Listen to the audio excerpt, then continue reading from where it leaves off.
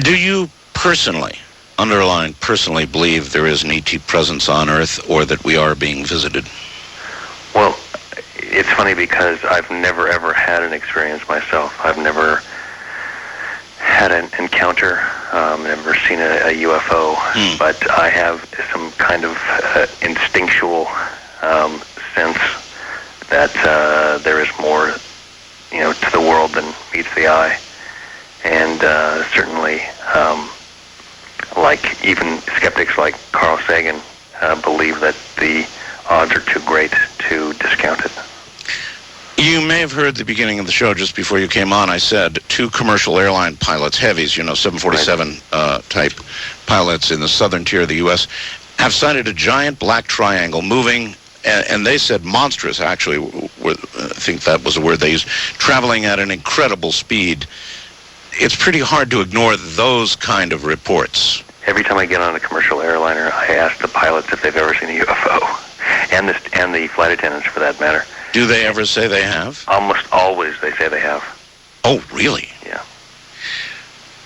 Or now, if they haven't, they have a friend who's, works in the airline business who has. You graciously invited me to go and do a Millennium episode, right. And it was a really interesting episode. And I've had a gal named Joyce Riley on who's talked about the Gulf War disease, and specifically Microplasma incognitus is the name of the disease that they think may be causing this problem, and that's what she's talked about.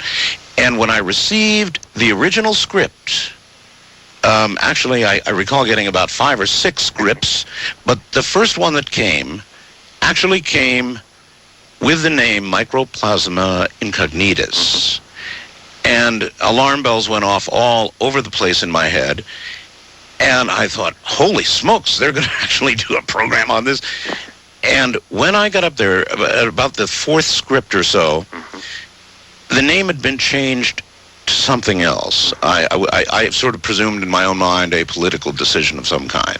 It probably wasn't. It was probably more of a science advisor pushing us in another direction, because we are, I'd say, mostly immune to any kind of political or certainly politically correct pressure exerted on us. Well, I was getting ready to be another question, but I'll phrase it a little differently. Have you had any direct or indirect contact with anybody at NASA, JPL, or ESA? I've been to various functions where I'll have people approach me and they'll tell me that they work in certain levels of government, classified areas, and ask me where I get my information, because they'll say, you don't know how close you are. But the truth is that I'd say more often than not, although we're sort of voracious readers and scavengers of material, that we are really just creators of fiction and using all of the materials that come to us and creating fictions based on what are putative facts, I think. It's too close, Chris. Even I can't believe that. Have you ever used information from any of those sources in your stories? Well, not those sources in particular, but I'll sometimes hear stories. I was told there was a sound mixer, on-set sound mixer, who told me a story about friends of the family who had a man who had hit sort of rock bottom and had become homeless, and he came back to his family and he said that he had his teeth hurt, that the aliens had been drilling his teeth, and the family thought he was a nut, and they took him to the dentist, and the dentist came back out into the waiting room and said, your brother or whoever it was has holes drilled in his teeth, microscopic holes that he doesn't know that there is any tool that could have done that work. I love those kinds of stories. In fact, that became an episode called Dwayne Barry in the 2nd season, which was a big part of our mythology.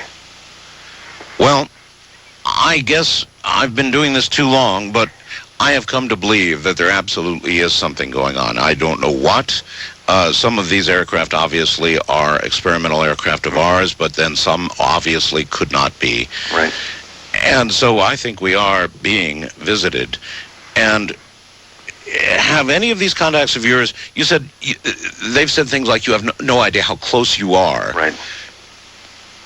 Could you relate to what? I mean, were they being specific at all in any area? To classified information that has been collected and not disseminated, and that we've kind of as putting pieces, fragments of the truth or of fact together. We've sort of pieced it together in such a way that it is closer to possibly a hidden truth. Yeah, I'm wondering if you've ever been close enough that you've received a sort of a back channel, subtle warning.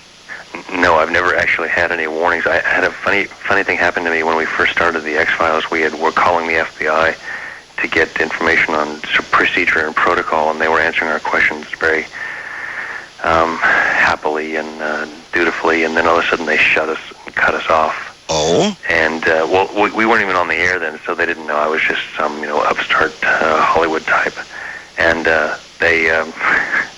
as the show came close to air, probably 2 weeks from air, the FBI called in a kind of alarming way and said, "Who are you and why are you doing this?"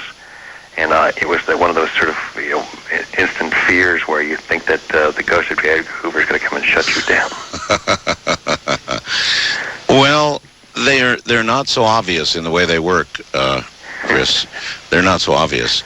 It can be in a lot more subtle ways. I mean, Harsh Realm is gone, but and we can talk about a lot of things about why we think it might be gone, but maybe we don't truly know.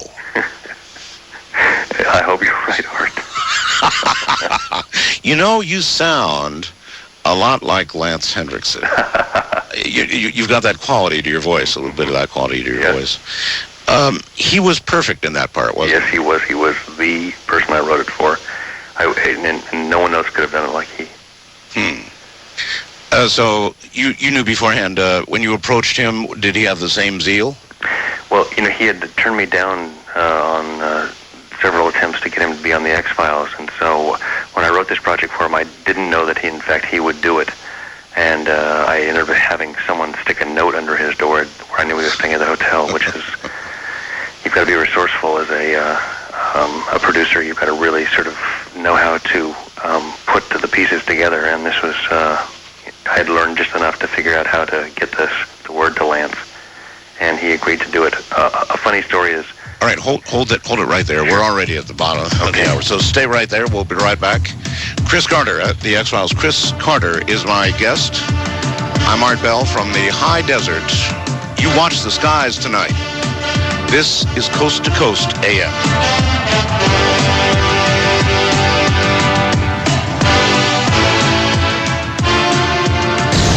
Chicago's radio leader for the new millennium. News Talk 89 WLS.